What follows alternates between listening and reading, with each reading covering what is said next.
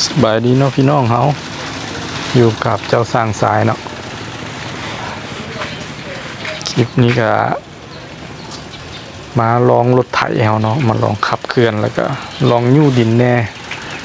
ว่าซอกหาบนไถแล้วหลายมือแล้วบ่มีบนไถเนาะสร้างสายก็เลยยู่หญ้ายู่ดินเล็กๆน้อยๆอยู่ทางหน้าบ้านเฮานี่เนาะ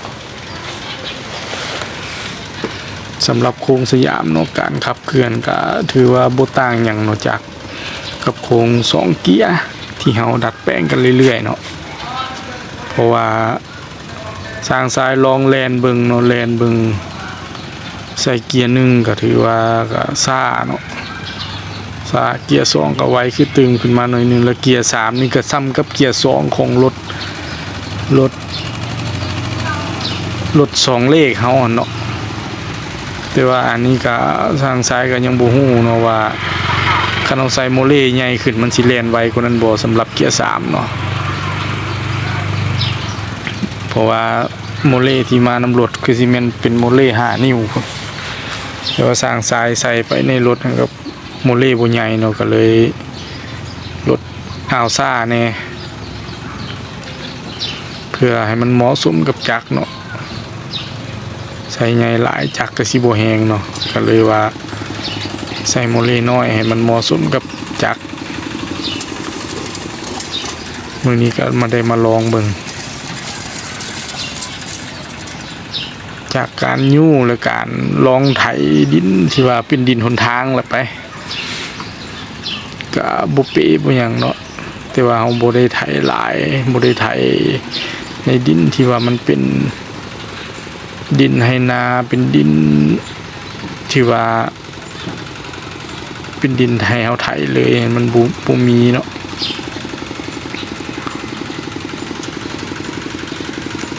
ถือว่า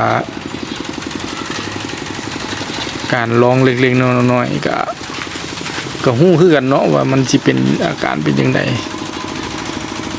แต่ดีแท้เฮาก็ต้องมีบนลองให้หลายๆแต่เจ้าของเพิ่นก็ติดต่อมาแล้วเนาะติดต่อว่าสิมาเอาละเพิ่นสิเอาไปลองเองเนาะอยู่นาเพิ่นอยู่ดินเพิ่นเองสร้างสายก็เลยว่าเที่ยวถือโอกาสลองก่อนหน่อยนึงเพื่อความมั่นใจตื่มเนาะถ้าว่าเจ้าของเพิ่นเนาะได้มานำเอารถเมื่อไปลองไถอยู่ดินอยู่นาเพิ่นล่ะเฮาก็จังสิถ้าเพิ่นเนาะเพิ่นมีโอกาสได้ถ่ายคลิปเนาะได้ส่งให้เฮาเบิ่งก็ถือว่าเป็นการดีเนาะเพื่อสิได้ฮู้เนาะว่ารถมันมีอาการเป็นจังไดเพราะว่าโครงสยามเฮาก็บ่เคยดัดแปลงเนาะสำหรับโครงสยามถือว่าเป็นคันแรกเนาะโครงสยามที่สร้างสายดัดแปลงมาส่วนใหญ่ก็เป็นรถ2เกียร์เนาะ3เกียร์เดินหน้า2เกียร์เดินหน้า1เกียร์ถอยเนาะบ่แม่น3เกียร์เนาะ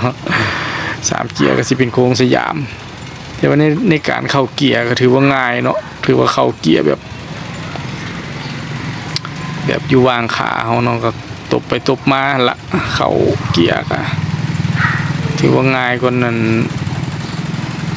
โค้ง2เลขเวลาเฮายู่ไปมันติดนักมันก็สิปลดเกียร์ง่ายกว่าเนาะปลดเกียร์ถอยว่าเฮายู่ดินไปแล้วมันไปติดนักสินะคันโค้ง2เลขนี้มันสิปลดเกียร์ยากเนาะสิปลดเกียร์แล้วเฮาสิไปใส่อยู่เกียร์ถอยมันสิปลดยากเนาะสำหรับโค้งสยามแล้วแม่นตบเข้าเกียร์ถอยได้เลยเนาะถือว่าจุดดีของโค้งสยามก็สิอยู่จุดนั้นและจุดอื่นๆเขาก็ยังบ่ทันได้ลองระบบหลายเขาก็เลยยังบ่ฮู้เนาะมีแต่ถ่ายแต่เจ้าของเพิ่นมาเอาเมื่อไปลองเองล่ะจังสิเฮาจังสิสอบถามข้อมูลเนาะเพื่อนำมาเป็นความรู้ในการปรับแก้ในคันต่อๆไปเนาะก็สิประมาณนี้ สำหรับพี่น้องทานใดเนาะที่ว่าสนใจเนาะอยากเอารถไถนาเดินตามมาดัดแปลงเป็นนางคับเนาะสร้างทรายกระหับคือเก่าเนาะแต่ว่าขอแบบใช้เวลาเนาะดัดเพราะว่าเฮ็ดผู้เดียวก็ขอใช้เวลาเอาดนแน่จังได๋ก็ฝากพี่น้องเฮากดไลค์กดแชร์กดติดตามให้สร้างทรายนี่เด้อขอบใจพี่น้องเฮาหลายๆ